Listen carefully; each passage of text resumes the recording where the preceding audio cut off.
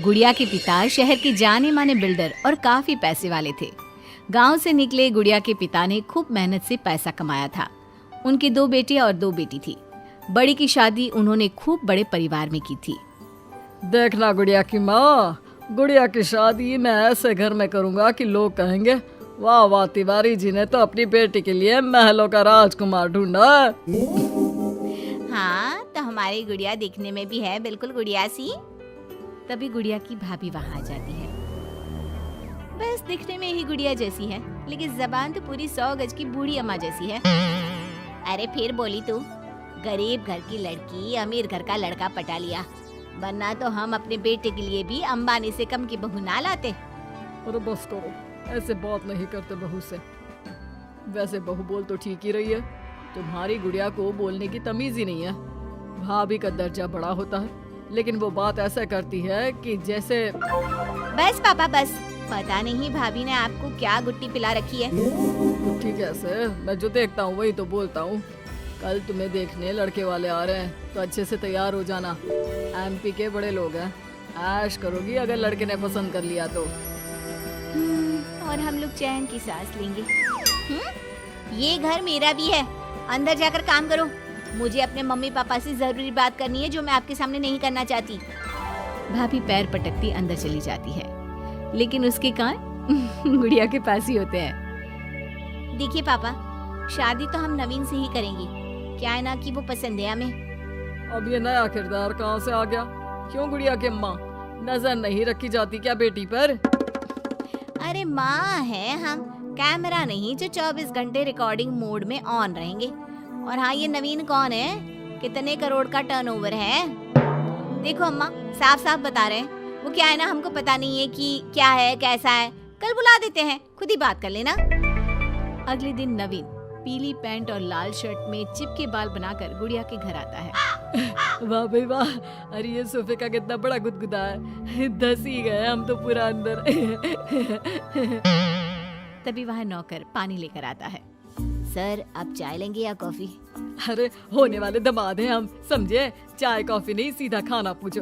वैसे एक काम करो, वो काजू होता है ना, उसको जरा देसी घी में अच्छे से तल कर ला दो, ठीक है? हाँ, और हाँ, बादाम को पीस कर दूध में उबाल कर वो भी ले आओ साथ में, ठीक है? जी बोलिए, तो साथ में सोने का बिस्कुट भी ले आओ। नवीन समझ जाता है कि नौकर उसकी फिरकी ले रहा है। अरे हट, चल जा अंदर, और जो बोला है वो पहले लेकर आ। नौकर के जाने के बाद नवीन पूरे घर को ध्यान से देखता है। सोने का बिस्किट भी हम लेंगे, लेकिन वो भी सोने की ईंट के साथ। तभी गुड़िया के पापा आ जाते हैं। तो तुम हो नवीन, क्या करते हो वैसे?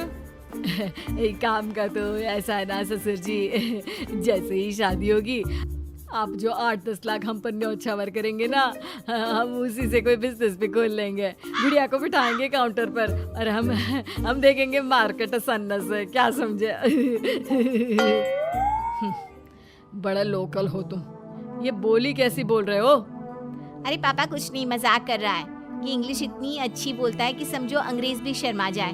आपका टेस्ट ले रहा है पापा?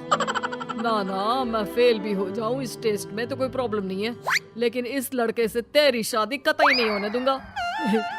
टक से बोलता है ये बुड्ढा तो, टक से। सुन, भाग कर शादी कर लेंगे तो क्या कर लेंगे? अच्छा रुको ना, मैं जल्दी से 2 कपड़े बांध कर ले आती हूँ।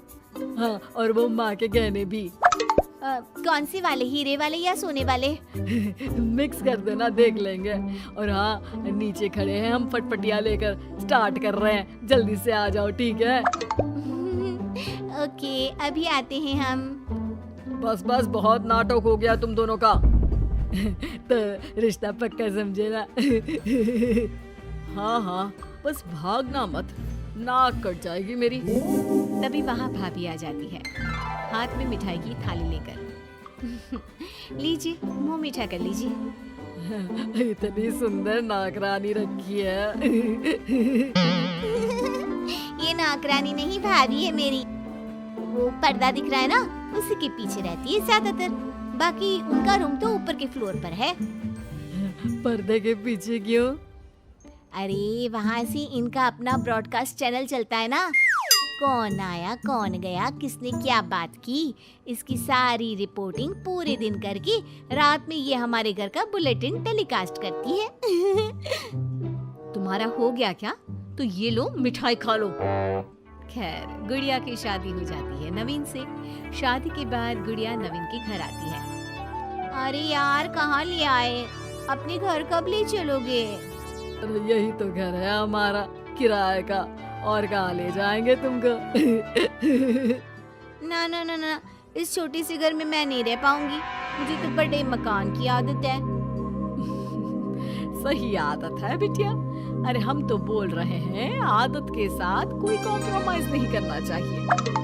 जाओ, कल जाओ अपने पिताजी के पास और उन्हें अपनी समस्या बताओ।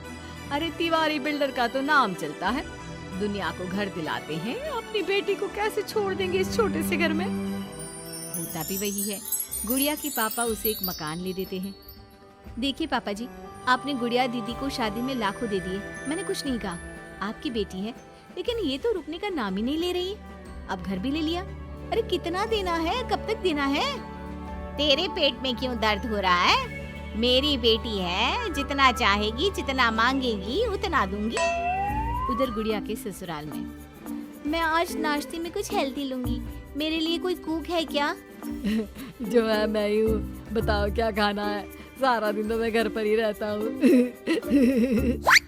क्यों, काम पर नहीं जाओगी क्या? अरे काम किसके पास है? मेरे पास तो कोई काम ही नहीं है। अरे कैसी बात कर रहा है बेटा? तिवारी जी की बेटी से शादी की है, कोई मजाक थोड़ी ना है। बस फिर क्या था, गुड़िया फिर पहुंच जाती है पिता के पास और नवीन को काम पर लगाने को कहती है। नहीं नहीं, अपने बिजनेस में जवाई को घुसाने की कोई जरूरत नहीं है पापा जी।